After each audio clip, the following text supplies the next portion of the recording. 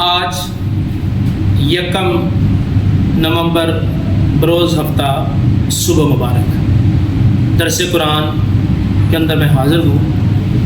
اللہ تبارک و تعالیٰ قرآن کریم کے اندر ارشاد فرماتا ہے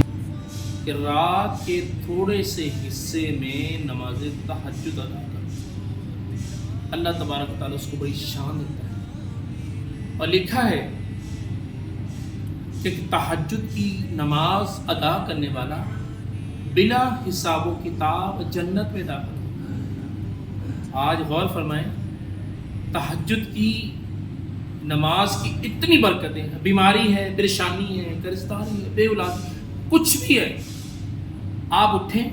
نماز تہجد ادا کریں۔ اور یہاں میں وہ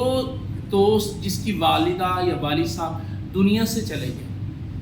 اب ان کے لیے کوئی ایسا کام کرنا چاہتا ہے کہ وہ والدین بخشے جائیں اور اللہ تعالیٰ اس سے راضی ہو جائے، تو 2 رکعت نماز تہجد والد صاحب کے نام پر، 2 رکعت نماز تہجد والدہ کے نام پر وہ پڑھی جائے، کاروبار کے نام پر بھی پڑھی جائے کہ یا اللہ میں صبح میں تہجد پڑھ رہا ہوں تو میرے کاروبار میں برکت